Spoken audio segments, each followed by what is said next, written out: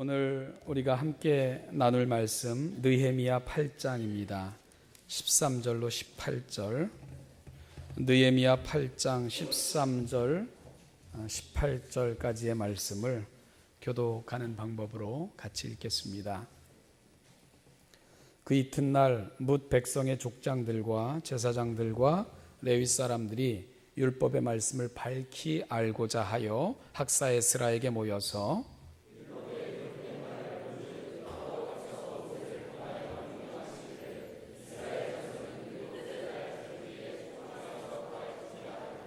또 일러스되 모든 성읍과 예루살렘에 공포하여 이르기를 너희는 산에 가서 감람나무 가지와 들감람나무 가지와 화석류나무 가지와 종려나무 가지와 기타 무성한 나무 가지를 가져다가 기록한 말을 따라 초막을 지으라 하라 한지라.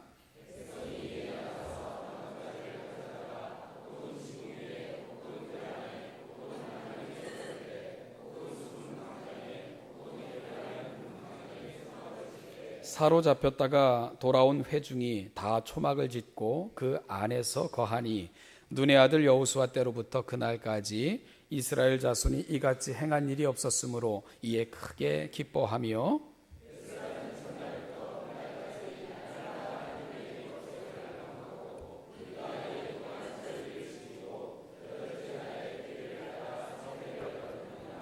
아멘.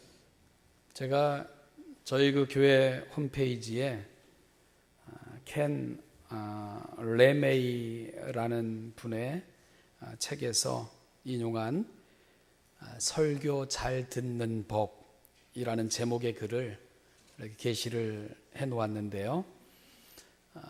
시간이 되시면 한번 가셔서 읽어보시기 바랍니다. 우리 자유 게시판에 이렇게 또 자유 게시판에 보면 또 이렇게 그 우리 교우들께서 올려놓는 좋은 찬양, 좋은 글들이 있으니까 또 들어가셔서 읽어보시고 하면 많은 도움이 될 줄로 압니다. 그 켄 라메이라는 분이요, Expository Listening이라는 그의 책에서 어떻게 하면 설교를 효과적으로 잘 듣는 청중이 될 수 있을까라는 부분에 대해서 이렇게 써놓은 글이 있길래 읽고 제가 이렇게 또 잠깐 또 묵상을 하면서 적어놓은 것이 있는데요. 오늘 그의 글을 잠깐 소개하면서 오늘 말씀을 좀 시작해 볼까 합니다. 이 켄 라메이라는 분은요, 설교는 일방통행이 아니라 커뮤니케이션이다, 그러니까 대화다, 이렇게 정의를 합니다. 그게 무슨 말이냐, 떠드는 사람은 당신 혼자고 우린 듣지 않느냐, 일방통행 아니냐, 이제 그렇게 생각하실지 모르겠는데, 비록 대부분 말은 제가 하지만 또 여기 앉아 계신 분들은, 청중들은 표정으로 그리고 반응으로 그 설교를 함께 진행하고 있는 것이며, 그리고 무엇보다도 그 말씀을 붙들고 함께 살아가는 삶의 현장을 통해서 함께 그 설교에 동참하는 거다. 라메이라는 분은 그렇게 설교의 어떤 의미를 전달해 주고 있습니다. 참 귀하고 의미 있는 도전이라고 생각을 합니다. 그런데 그 켄 라메이라는 분은 이 설교를 잘 듣는 청중이 되기 위해서는 단순히 이 자리에 앉아 있어 귀를 기울이는 것 이상의 것들을 요청하는 좀 더 특별한 방법으로 이 부분을 점검해 나가는 것을 볼 수가 있게 되는데요. 먼저 설교를 잘 듣기 위해서는 설교를 듣기 전에 해야 되는 준비가 있다, 이렇게 권면을 합니다. 간단히 요약하면 평소의 삶 속에서 영적인 준비와 몸의 준비를 함께 할 때 좋은 청중이 될 수 있다, 이렇게 말씀하고 있는 거죠. 영적인 준비로는 평소에 경건한 삶을 힘쓰는 사람일수록 말씀의 은혜를 받을 확률이 많다, 이렇게 얘기를 합니다. 그리고 몸의 준비로는 아주 구체적으로 제시를 하는데요. 토요일 일찍 귀가해야 되며, 그리고 주일 예배 때 주일 예배 시에 우리를 피곤케 만드는 것들을 제거해 나가야 된다, 이렇게 얘기를 하고요. 그리고 토요일 날 충분한 휴식을 통해서 주일 맑은 정신으로 하나님 앞에 말씀 앞에 설 수 있도록 자기 자신을 철저하게 절제하는 훈련을 해야 된다고 얘기를 합니다. 그리고 아침에는 우리 가브리엘 성가대한테는 좀 미안한데, 왜냐하면 7시, 6시에 나오시는 분도 있고 그렇다니까. 어쨌든 간단한 식사를 통해서 허기지음으로 말씀 듣는 걸 방해하는 그런 부분들도 세심하게 신경을 써야 된다. 이것이 말씀을 듣기 전에 이루어져야 되는 사전 준비다. 이렇게 얘기를 하고요. 설교를 듣는 동안에는 어떻게 해야 좋은 청중이 될 수 있는가? 예배당에 일찍 도착해서 하나님의 말씀이 내 안에 들려지고 조명되어 깨달을 수 있어지기를 위해 기도해야 되고, 그리고 그 말씀이 내 속에 새겨져서 그 말씀을 붙들고 살아갈 수 있도록 위에서 기도하는 시간을 갖는 것이 중요하다. 이렇게 권면을 합니다.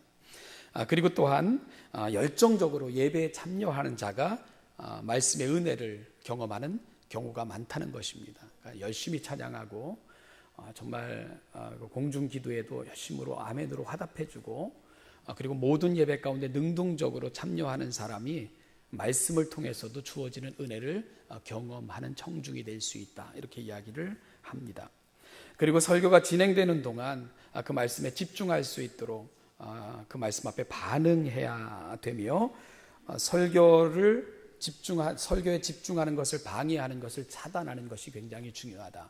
우리식으로 말하면 핸드폰은 아예 안 들고 오시는 게 좋고요. 주일날은 좀 두고 다녀 보시지요.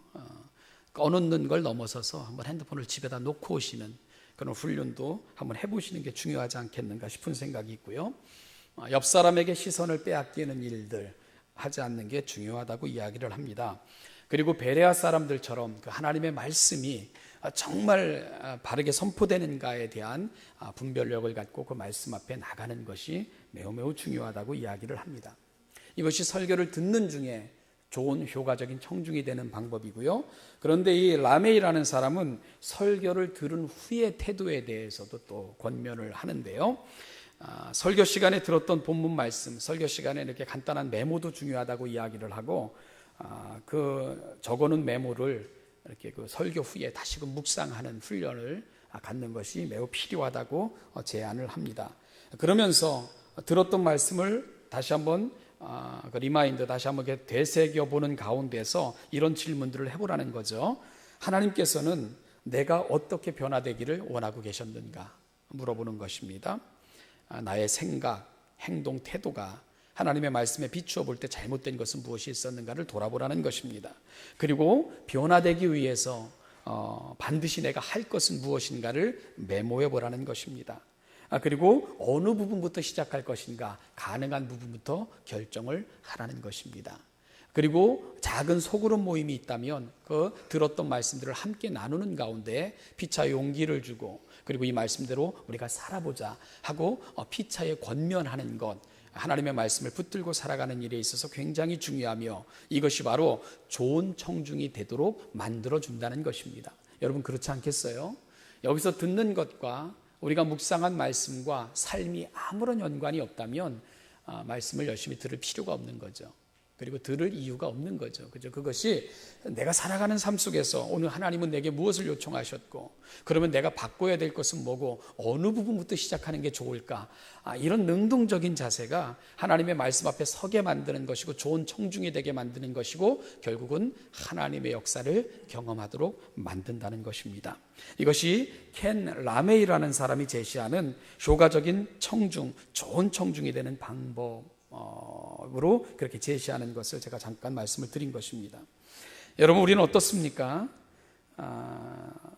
정말 좋은 청중이 되시고 싶어 이 자리에 나와 계신 건지, 정말 좋은 청중이 되기 위한 준비들이 갖추어지고 오늘 갖춘 모습으로 이 자리에 계신 건지, 아니면 어제 새벽 2시, 3시까지 TV 보시다가 나온 건 아닌지 궁금합니다. 오늘 또 유현진이 야구한다고 하니까 또 젊은 사람들 벌써 많이 이탈되고 그러는 것 같은데, 여러분 오늘 그 켄 라메이의 그 권면을 우리가 잠깐 묵상해 보면서 정말 하나님 앞에 우리가 좋은 청중, 또 좋은 그 하나님의 말씀 앞에 반응하는, 그 말씀을 붙들고 살아가는 그런 사람들이 되기 위해 오늘 작은 결심을 좀 해보면 어떨까 싶은 생각이 있습니다. 예배를 통해 설교자와 대화하고, 그리고 말씀을 통해 또 우리의 삶 가운데 들려주시는 성령의 세미한 음성을 가슴에 담고 살아감으로 우리가 말씀을 듣고 읽고 묵상함과 내 삶이 괴리되거나 격리되지 않는 삶, 하나님을 아는 것과 믿는 일에 하나가 되는 이 일을 꿈꿀 때 우리가 좋은 청중이 되지, 하나님 앞에 좋은 삶이 되지 않을까, 이런 소망을 가져보면서 오늘 그 결심 함께 할 수 있는 시간이 될 수 있기를 간절히 소망합니다. 그래서 오늘 본문에 보여지고 있는 이스라엘 백성들의 모습은 효과적이고 바람직한 청중이 누구인가에 대한 좋은 도전이 되지 않을까, 이런 생각을 하게 됩니다. 지난 2시간에 걸쳐서 나눈 것처럼 이스라엘 백성들, 특별히 느헤미야의 공동체 어떻게 했죠? 알아들을 만한 모든 사람들은 다 모였고요, 그들은 말씀 앞에 자신들을 세웠습니다. 그러니까 듣고 흘려버리고 그리고 예배당을 떠나며 잊어버리는 그런 사람들이 아니라 말씀 앞에 자신들을 세웠습니다. 무려 수문 앞 광장에서 진행됐던 말씀 집회요, 새벽부터 정오까지 진행됐던 집회였습니다. 지난주 말씀드렸던 것처럼 통역관을 세워야지만 알아들을 수 있는 번거로움이 있는 그런 집회였습니다. 그럼에도 불구하고요, 남녀노소 그 자리에 참석했던 사람들, 자리를 뜨는 사람들 없었습니다. 그리고 그 말씀의 뜻을 알았을 때에 그들은 통곡하면서 자신들의 죄를 아파했습니다. 율법이라는 거울 앞에 서 보니까 자신들이 얼마나 말씀으로부터 멀리 떠나 있었고 얼마나 말씀이 기대하고 원하는 삶을 살아가지 못했다 하는 것을 알게 됐던 것입니다. 자신들의 삶이 하나님의 마음으로부터 얼마나 멀어져 있다는 것을 알게 됐던 것입니다. 말씀을 들으니까 알게 된 것입니다. 말씀 앞에 귀를 기울이니까 나 자신을 보게 된 것입니다. 우리가 나 자신을 정말 진정한 나를 보길 원한다면 하나님의 말씀 앞에 여러분들을 세워보시는 우리 신원야담교회 모든 성도들이 되기를 소망합니다. 여러분, 그런데 말씀을 향한 그들의 열정은 여기서 그치지 않았습니다. 오늘 본문 13절 말씀 보니까 이스라엘의 지도자들이 다시 에스라에게 찾아온 것을 기록하고 있지요. 그리고 그들은 찾아와서는 부탁합니다. 율법의 말씀을 더 밝히 자세히 알려주십시오. 이렇게 요청을 합니다. 에스라는 찾아온 지도자 그룹에게 율법을 강론하기 시작을 하죠. 그런데요, 율법을 듣고 배우는 동안 그들이 모여있는 그 시기가 초막절 절기인 것을 알게 됐던 것입니다. 그렇죠. 느헤미야 8장 1절을 보면 그들이 성벽 재건을 완성하고 하나님 앞에 모였던 시기를 7월 첫째 날, 일곱째 달 첫째 날이라고 그렇게 소개를 합니다. 여러분, 바로 초막절 절기가 들어있는 달이 7월입니다. 그러니까 말씀을 듣고 깨달을 때에 그들이 모여있는 그 시기가 초막절 절기와 가까운 시기라는 것을 알게 됐던 것입니다. 그리고 그들은 모세를 통해서 주어진 율법을 통해 초막절 절기는 이렇게 지키는 거다 하는 것을 깨닫게 됐지요. 초막절 절기에 대해서 모세 율법은 이렇게 규정하고 있습니다. 너희는 산에 가서 감람나무 가지와 들감람나무 가지와 화석류 나무 가지와 종려나무 가지와 기타 무성한 나무 가지를 가져다가 기록한 바를 따라 초막을 지으라, 이렇게 되어 있는 것입니다.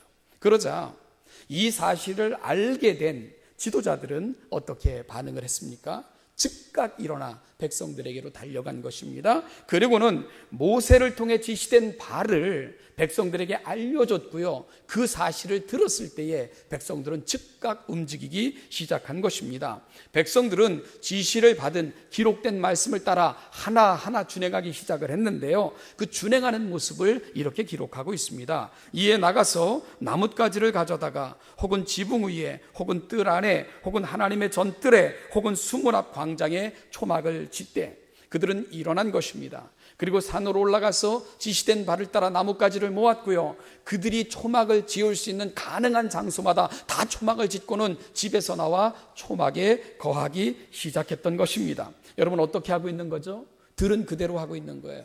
지시된 바를 쫓아 그대로 행하고 있는 것입니다. 율법의 지시를 따라, 들려진 말씀을 따라, 에스라를 통해 배운 바를 따라 말씀대로 움직이고 있는 이스라엘 백성들의 모습을 우리가 보고 있는 것입니다. 여러분, 말씀을 이렇게 듣는 거예요. 말씀을 들을 때에 오늘 나에게 주시는 말씀으로 듣고 내게 깨닫게 하시는 바를 따라 그 말씀 붙들고 나의 잘못 보여주시면 고치고 내가 잘못 행하는 것 알려주시면 깨닫고요. 그리고 하나님께서 원하시는 방향이 아니라고 알려주시면 돌이키는 것입니다. 말씀은 그렇게 듣는 것입니다.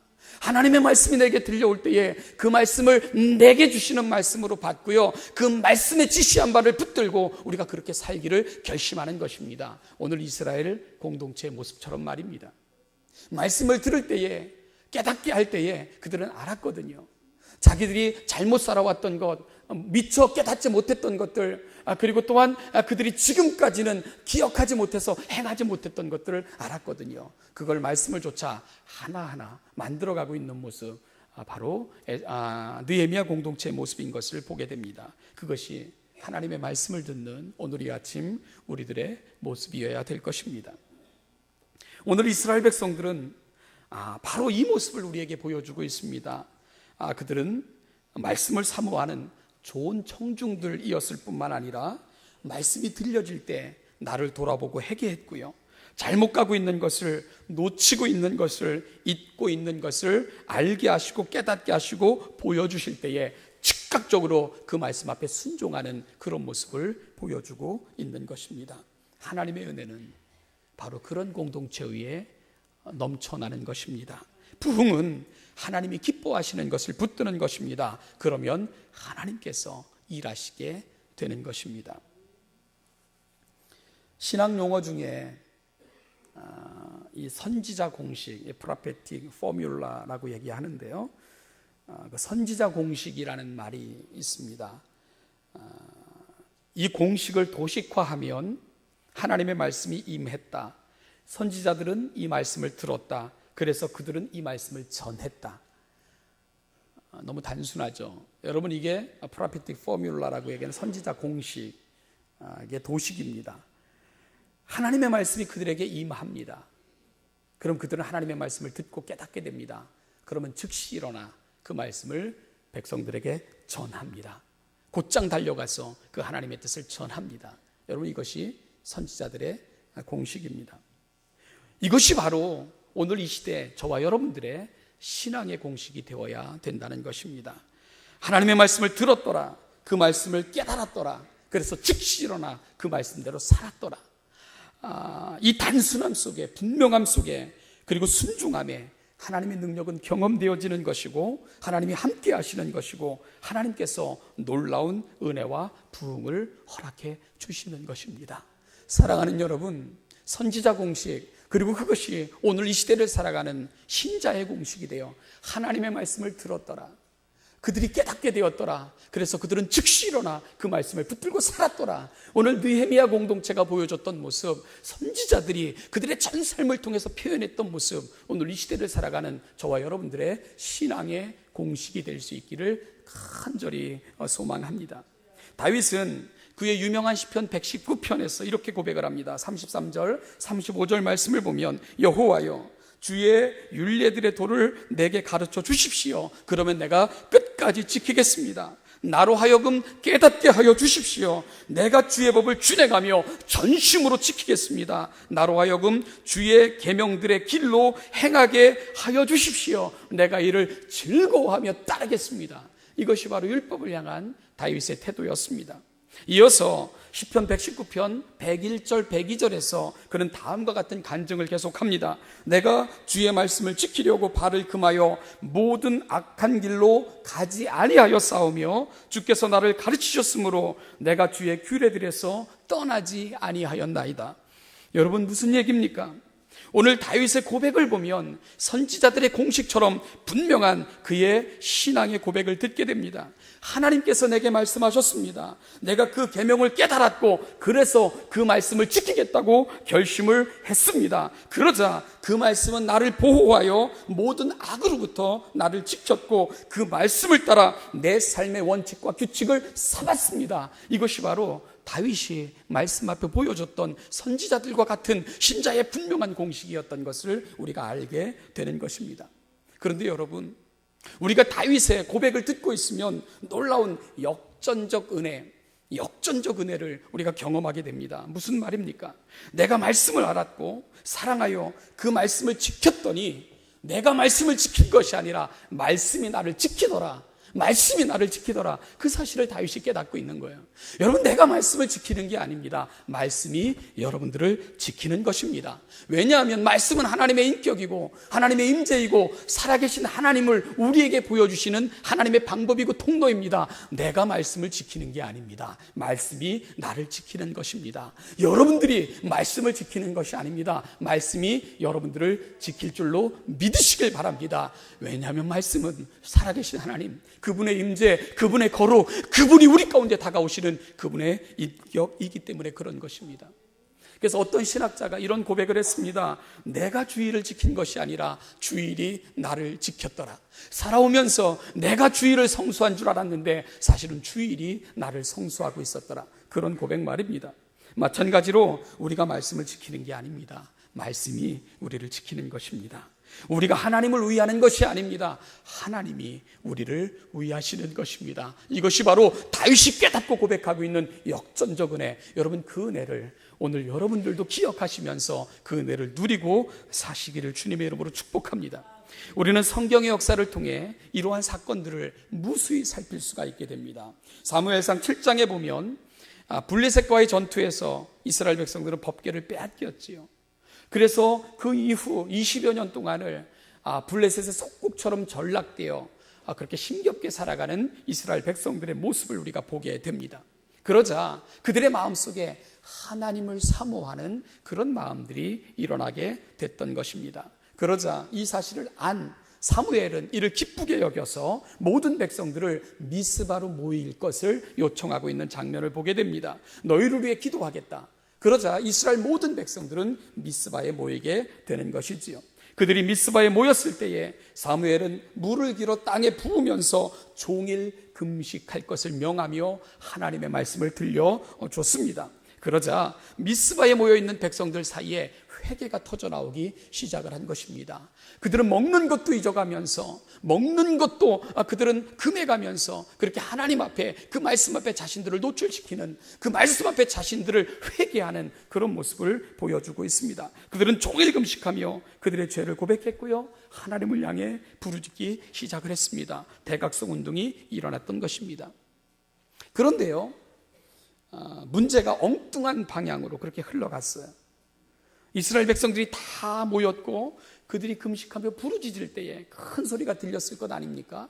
그러자 블레셋에서 저들이 모여서 우리와 전쟁을 하려나 보다 깜짝 놀래가지고 군대를 모으고는 이스라엘을 치기 시작을 했던 것입니다. 우리식으로 말하면 은혜를 받았는데 은혜를 받자마자 시험이 찾아온 것이지요. 여러분들도 그런 경험이 있으시지요? 맘 잡고 신앙생활 열심히 하려 했는데 내가 맘 잡고 살아보려니까 오히려 나를 더 힘들게 만드는 그런 상황들 경험해 보셨을 것입니다. 오늘 이스라엘이 처해 있는 상황이 그랬더라, 그런 이야기입니다. 그러자 이스라엘 백성들에게는 두려움이 엄습을 했습니다. 그들은 사무엘을 쳐다보면서 발을 동동 굴르면서 우리를 위해 종일 기도해달라, 그렇게 사무엘에게 요청하게 됐던 것입니다. 여러분, 그런데요, 사무엘상 7장으로 가보면 그 와중, 정말 그 위급한 와중에 사무엘이 한 것이 있습니다. 뭘 했는 줄 아십니까? 격식을 갖춘 예배를 드리고 있는 거예요. 온전한 범죄를 하나님 앞에 드리고요. 예배를 먼저 드리는 사무엘의 모습을 우리가 보게 되는 거죠. 그리고 이것이 한결같은 그 남은 생애를 살아갔던 사무엘의 모습인 것을 우리가 알게 되는 것입니다. 그리고 예배가 마친 후에 그때야 비로소 사무엘은 그 나라와 백성들을 위해 기도하기 시작을 했습니다. 어떤 일이 벌어졌죠? 어떤 일이 벌어졌습니까? 여러분, 블레셋이 이스라엘과 싸우려고 가까이 왔을 때에 여호와께서 블레셋 진영에 큰 우레를 발하여 그들을 어지럽게 하셨고, 그리고 그들은 이스라엘 백성들에게 도망하기 시작을 했고 큰 승리를 이스라엘 백성들에게 하나님께서 안겨주셨습니다. 숫자적으로는 상대가 되지 않는 싸움이었어요. 여러분, 그들이 이전에 법궤를 가지고 나가서 대항해 보려고 했을 때도 실패했던 그런 블레셋 군과의 싸움이었습니다. 그런데 그들이 하나님께로 돌아갔을 때에, 하나님을 붙들었을 때에 하나님과 함께 하기로 그들이 서약했을 때에 하나님이 그들을 위해 싸우셨던 것입니다. 그래서 법궤 가지고도 안 되고, 그리고 여러 가지 방법 가지고도 안 됐던 그 완벽한 승리를 하나님은 그때 그 백성들에게 허락해 주셨던 것입니다. 여러분, 그들이 하나님을 지킨 게 아니에요. 그들이 말씀을 지킨 것이 아닙니다. 하나님이 그들을 지키신 것입니다. 하나님이 그들을 보호하신 것입니다. 하나님이 그들과 함께 하신 것입니다. 다윗의 고백이 바로 그 고백이라는 거예요. 내가 말씀을 지켰더니, 내가 말씀을 지킨 것이 아니라 말씀이 나를 지키더라. 내가 여호와께 내 전심으로 다가갔더니 내가 하나님을 위한 것이 아니라 하나님이 나를 위하시더라. 그것이 바로 다윗이 깨달은 하나님, 그가 고백한 그의 신앙의 본질인 것을 알게 되는 것입니다. 사랑하는 성도 여러분, 우리가 말씀을 지키는 것이 아닙니다. 말씀이 여러분들을 지키는 것입니다. 우리가 주일을 성수하는 것이 아닙니다. 주일이 여러분들을 성수하고 있는 것입니다. 우리가 하나님을 위해 일하는 것이 아닙니다. 하나님은 우리의 일이 필요치 않으신 분입니다. 하나님이 여러분들을 위해 일하고 계신 것입니다. 인터넷에서 이렇게 읽은 글입니다. 어느 분의 간증입니다. 제가 한번 읽어볼 테니까 짧은 글입니다. 한번 들어보시기 바랍니다. 2주 전쯤 셀프 주유소에서 경험한 일입니다. 주유소가 번잡해서 우물쭈물하고 있는데 갑자기 차 한 대가 새치기를 했습니다. 순간적으로 빵 하고 경음기를 한번 눌렀습니다. 그런데 그 차는 아랑곳하지 않고 나를 지나쳐서는 주유를 했습니다. 당장 차문을 열고 내려서 항의를 하고 싶었지만 속으로만 화를 삼켰습니다. 그리고 다른 주유구가 비어 주유를 하고 있는데 새치기를 했던 그 차가 주유를 마치더니 입구 쪽 빈 공간에 차를 세웠습니다. 그리고는 운전자가 제 쪽으로 걸어왔습니다. 40대로 보이는 남자였는데 짧은 순간 세상 험하다더니 경음기 한번 울렸다고 불쾌해서 싸우러 오나, 몸싸움이 일어나면 나는 어떻게 해야 되지? 수많은 생각들이 내 안에서 일어나기 시작을 했습니다. 또한 그 순간 나는 얼음이 될 수밖에 없었습니다. 그런데 가까이 온 그 사람이 갑자기 이러는 겁니다. 죄송합니다. 제가 본의 아니게 새치기를 했습니다. 저는 예수 믿는 사람인데 오늘 아침 성경 말씀을 읽고 나온 대로 그 말씀이 끊임없이 내 행동에 대해서 잘못을 이야기하므로, 그리고 잘못됐다는 것을 보여주므로 용기 있게 실천해야 될 것 같아서 선생님 앞에 섰습니다. 용서해 주십시오. 이웃을 사랑하라는 말씀을 제가 묵상했는데 이웃을 사랑하지 못했고 선생님의 마음을 불편하게 했습니다. 그 말씀이 나를 견딜 수 없게 만듭니다. 그러니 용서해 주십시오. 그는 이렇게 정중히 인사하고는 그 자리를 떠났습니다. 그 순간 온몸에 전율이 흘렀습니다. 경황이 없어 어느 교회에 다니시는지, 어떤 말씀을 묵상했는지 구체적으로 묻지는 못했지만 하나님의 말씀이 운동력이 있어 우리의 삶에 찾아오시고 역사하시는 것을 경험할 수 있었던 순간이었습니다. 이런 글입니다. 여러분, 일상에서 경험했던 아주 짧은 이야기, 여러분들은 어떤 결심을 하고 이 자리를 떠나실 것입니까? 말씀을 붙들고 구체적으로 읽고 듣고 깨달은 바를 따라 내가 살겠습니다, 결심하시고 돌아가시는 여러분들이 되시기를 축복합니다. 그리고 매일매일 말씀과 기도로 시작하시고 그 들려주시는 말씀을 붙들고 구체적으로 여러분들이 살아가는 그 삶의 현장에서 작은 것부터 실천하심으로 말씀이 우리 삶의 내용이 되고 말씀이 우리 삶을 만들어가고 그렇게 하나님이 우리 삶 속에 찾아오시는 것들을 여러분 날마다 경험하시고 살아가시는 복된 우리 신혼예담교회 성도들 다 되시기를 주님의 이름으로 축복합니다. 여러분, 작은 실천을 시작하십시오. 그러면 여러분들이 말씀을 지키는 것이 아닙니다. 그 말씀이 여러분들을 지킬 것입니다. 그 말씀이 여러분들의 삶을 보호할 것입니다. 그 말씀이 여러분들의 삶을 인도할 것입니다. 그리고 그 말씀이 여러분들을 형통케 할 것입니다. 이 은혜를 누리고 살아가시는 복된 한 주간이 되시기를 주님의 이름으로 축복합니다. 기도하겠습니다. 하나님 아버지, 은혜와 사랑 감사합니다. 오늘도 하나님의 거룩하심 앞에, 그 말씀 앞에, 그 은혜 앞에 우리가 섭니다. 하나님 아버지, 말씀을 듣고 잊어버리는 자가 되지 않게 도와주시기를 원합니다. 하나님 거울 앞에 서서 나의 부끄러움을 보고도 고치지 않는 자처럼 우리가 살아왔던 우리 어리석은 삶이 있다면 용서하여 주시고, 율법의 거울 앞에 우리를 비추어 보았을 때에 들려주신 하나님의 말씀이 있다면 붙들고 고치고 깨닫고 바꾸는 역사가 우리의 삶 가운데 나타나도록 은혜 위에 은혜를 더하여 주시기를 원합니다. 우리 사랑하는 예담교회 성도들이 하나님의 말씀을 붙들고 살아갈 때에, 그 말씀을 지키고자 노력할 때에, 하나님 정말 우리가 말씀을 지킨 것이 아니라 말씀이 우리를 지켰고, 말씀이 우리를 보호했고, 말씀이 우리를 인도했고, 말씀이 우리를 형통케 하였다고 하는 고백들이 우리 모든 성도들의 삶, 입술을 통해서 가득가득 이 세상 속에 고백되어질 수 있도록 은혜 위에 은혜를 더하여 주시옵소서. 한 주간도 그렇게 인도하시고 주의 충만함 가운데 살아가는 아름다운 주의 백성들 되게 하여 주시옵소서. 감사드리며 예수님의 이름으로 기도하옵나이다.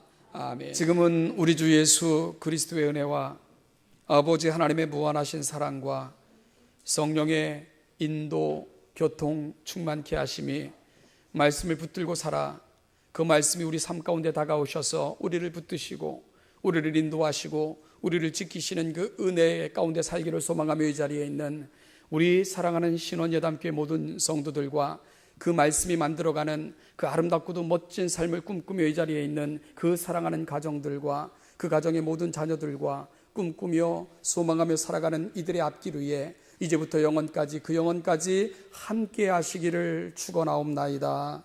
아멘.